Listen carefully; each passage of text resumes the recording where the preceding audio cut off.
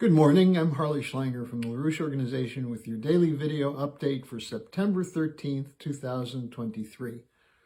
Today I'm going to take a look at some of the developments of the last days following the extraordinary events of the BRICS summit a couple weeks ago and the failure of the Unipolar order to impose its will at the G20 summit last weekend in India. But to actually understand the situation, it's important to get a sense of what we must do if we're going to take advantage of these tremendous potentials presented to us. And the most important thing is that we, those of us who are politically astute, who have awakened to what the threat to the world is from the unipolar order, we have to take it upon ourselves to change the axioms which determine the way most of our fellow citizens think, because of the effects of censorship, of lies in the media, the controlled flow of information, what's really called hybrid warfare, or technically that's what it's called, but it's actually brainwashing.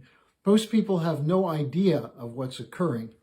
So I'm going to present just a couple of aspects of this, but I want to call your attention to the extraordinary conference the Schiller Institute had on September 9th, an online conference.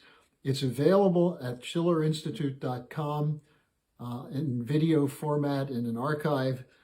Today I'm going to have a link to the powerful keynote address given by Schiller Institute chairwoman Helga Zepp-LaRouche. That will be linked in the description box. Now the point is, we know what's wrong. What's wrong is that power remains in the hands of individuals who run the global corporate conglomerates in finance, in real estate, in insurance, in raw materials, big pharma, and so on. And they put their profit above the interests of people. But there's a rebellion underway against them. And one of the best examples of that is what happened at the BRICS summit in South Africa. Now, you can get a sense of this not from the regular media, which is doing everything it can to diminish what this really meant, but look at the way they're covering it. Let me give you two examples. There's a website based in Canada called Geopolitical Monitor, and it refers to the BRICS as, quote, paper tigers, unquote. In a post on August 31st, it laments the expansion of the BRICS, but presents the City of London line of attack on how to defeat the BRICS, namely, pull India out. The post goes on to say that India made a, quote, major foreign policy blunder, unquote, by allowing expansion of the BRICS and in its leadership of the opposition to the unipolar order at the G20 summit. Now, this is a line that you see elsewhere, and let me give you the other example. The Financial Times had an op-ed on August 24th, which said that Vladimir Putin, the leader of Russia, lives in a, quote, parallel universe, unquote, because he believes the global majority, namely the countries supporting the BRICS, can take on the, quote, dominance of liberal Western democracy and the US dollar, unquote. Now, this was written by the foreign policy editor of the Financial Times, Con Coughlin, and he describes Russia and China as collapsing economies. I wonder, has he looked at the UK economy recently? How's that doing? Or does he really believe the hype about Russia's isolation? Does he believe the hype about the spectacular economic recovery under Bidenomics in the United States? If so, then the question is, who actually lives in a parallel universe? But what he lays out is that the plan should be to, quote, tempt India into the West's embrace, unquote. Now, these two posts in themselves aren't so important, but what they do show is the intent to break up the BRICS. And the question then is, as I said, who does live in a parallel universe? We see the London delusions, and I'm going to have a second link in the description section, which is to my most recent article on the British delusions that were expressed in a Financial Times op-ed right after the BRICS summit. So you can look at that in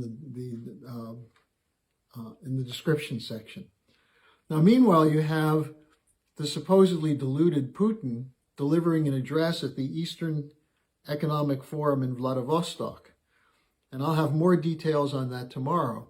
But needless to say, it freaked them out further because they covered nothing of what he said about the economic policy and only what he talked about in terms of the military policy while hyping the visit of Kim Jong-un to Russia. Now, I can also just tell you that I can see the new enthusiasm for the end of the unipolar order, the end to colonialism, or what some are calling the second wave of decolonization. I've done interviews recently in television in Algeria, Iran, Pakistan. I did a podcast last night in Canada.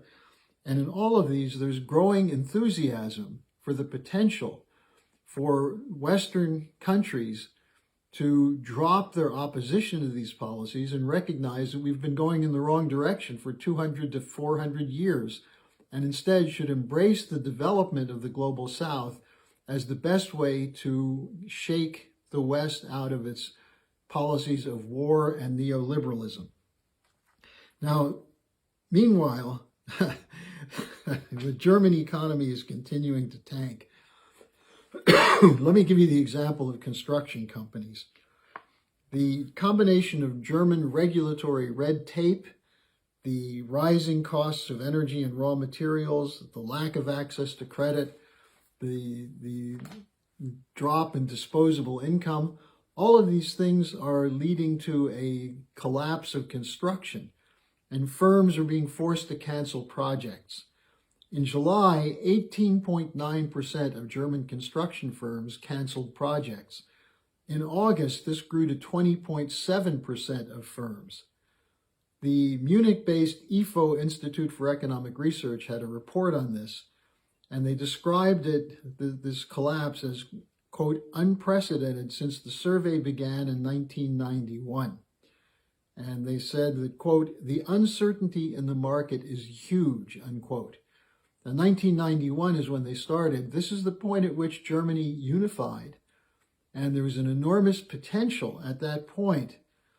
But as Helga Zepp-LaRouche has described it, it was the lost chance of 1989, because instead of linking with the prospects for development in Eurasia, Germany went with NATO and the European Union. And now we're seeing the effects of that. Just as an example, there's a project, the Southlink Overland Power Pipeline from wind parks in the North Sea to South Germany. This is 700 kilometers long. It was supposed to resolve some of the shortages of electricity. Now here's the reality. So far, out of 700 kilometers as part of the plan, only 17.6 kilometers have even been approved. This is what we're talking about with green and other regulatory red tape.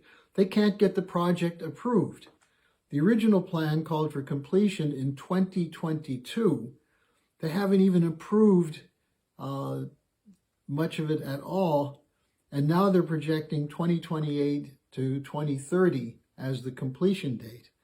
This is a poor substitute for the cheap oil and gas that they were expecting from the North Sea pipelines, which of course were likely blown up under US direction. So this is affecting the situation in Germany dramatically. Now on housing, the current coalition government pledged to address the housing shortage by building 400,000 new apartments. They admitted they needed 700,000, but so far last year, less than 300,000 were built. The German Property Federation reported that 1.4 million people will be looking for a place to live in 2024, and most will be unable to find one. And one construction company CEO, Rolf Buch, described the shortage of affordable housing in Germany as, quote, a societal tinderbox, unquote. In the first 4 months of 2023, 437 building firms filed for bankruptcy. So you combine the effects of sanctions, the EU geopolitics, the green policy, and so on. And you can see that Germany is facing not just an uncertain future, but what could become a very hot autumn. Now, what's the exit strategy for this? End the Ukraine war, give up the illusion of a unipolar order, and drop the anti-science green policies. Now, since those in power are unlikely to adopt this program, join our movement to change the axioms of the population so people will fight for real solutions instead of passively and cowardly submitting to a normal, which is actually a move into a dark age. So thanks for joining me today. I will be back again tomorrow. Hello, thanks for watching. Be sure to like, subscribe, and hit the notification bell so you don't miss any of our videos. Support our independence to produce videos like these. Become a member of the LaRouche organization at thelarouche.org/member. By becoming a member for $25 or more, you'll get special access to the EIR Alert Daily Briefing and Weekly Magazine, which is what I read to stay on top of things.